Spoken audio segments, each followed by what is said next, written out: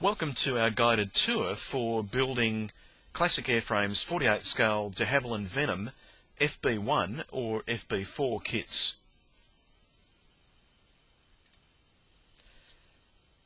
This slideshow is not intended to be a set of instructions. Rather, it's the impressions and suggestions of one modeller. My name is Brett Green, and over the next half hour or so we'll be taking a detailed look at the contents of the box, how to build the kit, and some ideas on additional work and finishing.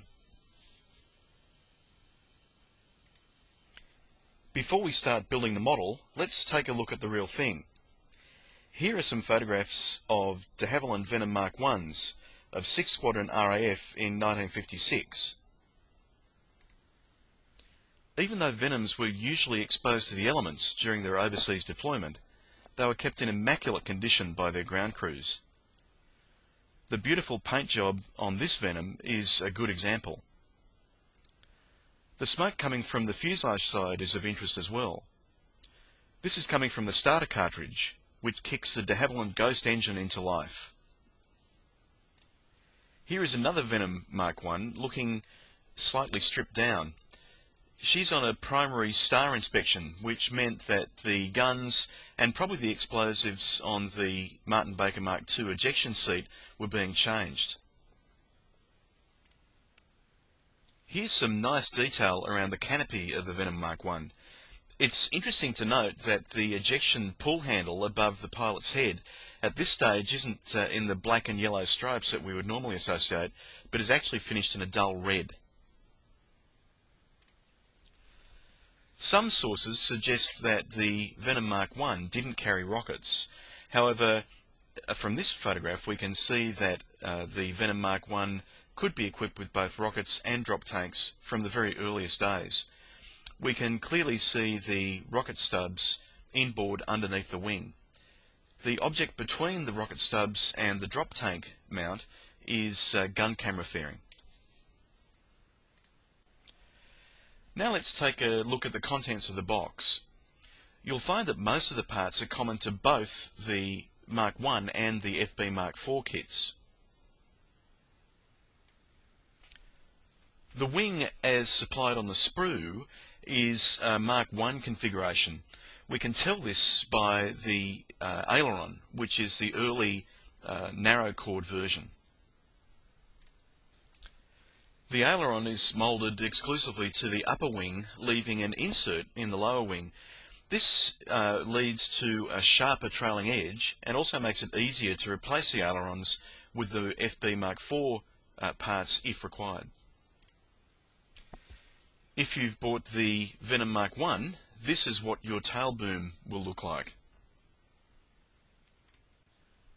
On the Venom FB.4, the tail surfaces were enlarged and revised to compensate for the higher aerodynamic forces produced by the powered large ailerons. Classic Airframes supplies wingtip tanks, drop tanks and rockets with both kits. The resin detail parts are beautifully rendered, especially the super detailed Martin Baker Mark II ejection seat with its various cushions and harnesses. Additional resin parts include the jet pipe and the fan, the intakes, tails of the rockets, rocket stubs, a forward wheel well which also doubles as the front floor for the cockpit, just the inboard section of the wheel wells for the main gear and the wheels themselves. The windscreen and the canopy sliding section are supplied separately, so you'll be able to easily pose the canopy open. These clear parts will really shine after a bath in future floor polish. Well, let's get started. And probably the most important part of building any limited run kit, including Classic Airframes, is careful preparation. First of all, I like to remove all of the plastic parts from the sprues. This isn't a particular disadvantage at this stage because the parts aren't numbered on the sprues anyway. I use a pair of Tamiya sprue cutters, and I cut as close to the surface of the plastic part as possible to minimise the need for later cleanup. Preparation of the plastic parts isn't finished once you've cut them from the sprue. With many limited run kits, you'll find that there are ejection pin marks on the inner surface of parts. This isn't a problem in some areas, but in others, such as we can see on the inside surface of the wing, you'll need to remove these in order to get a good fit between the parts. Here's another prominent ejector pin mark. We're going to eliminate this now. I'm pressing the flat side of my Tamiya sprue cutters close to the surface of the plastic and cutting the raised pin off. If necessary, you might want to use either sandpaper or a hobby knife to remove any residual material. Removal of this pin only took a few seconds. You may find that some of the plastic parts are partially surrounded by thin plastic material. We call this flash, and I find the easiest way to get this off large straight surfaces is just scraping with the back of a hobby knife. For smaller parts or compound curves, I use the blade. You might also find that there's still some waste material left where you've cut the part from the sprue. Once again, the blade is the best tool to get rid of this waste material. A quick cleanup with a sanding stick will render the part ready to use. Resin parts need to be prepared too. Here I'm using a razor saw in order to remove the casting block from one of the jet intakes. You can speed up the job of removing casting blocks by using a motor tool such as this Dremel, fitted with a grinder attachment, as we can see here. If you do use a motor tool though, with resin parts, you want to make sure that you either perform the task outdoors or use a ventilator to avoid inhaling potentially hazardous resin dust. A number of parts, including the cockpit sidewalls, are cast onto thin strips of resin.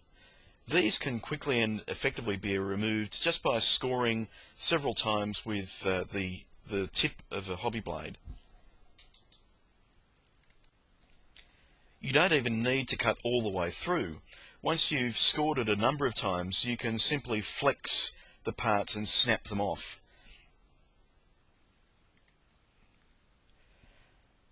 Just to be safe and to give myself a larger margin of error, I like to thin the cockpit sidewalls as well. Here I'm just rubbing it against a coarse sanding stick to thin the resin as far as possible. Some of the resin parts may also need to be drilled out to accept locating pins. Here I'm drilling out both ends of the rocket fins in order to accept the rocket tube in one end and a fuse in the other. And here are the cockpit parts, removed from their casting blocks and ready for assembly.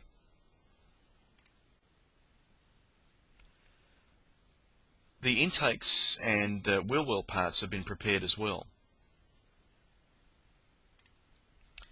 Having gone to all that trouble of preparing the resin parts, it would be a shame to lose any of them, and that's why I like to put all of these small pieces into a resealable plastic bag so I can keep track of them until they're ready to assemble.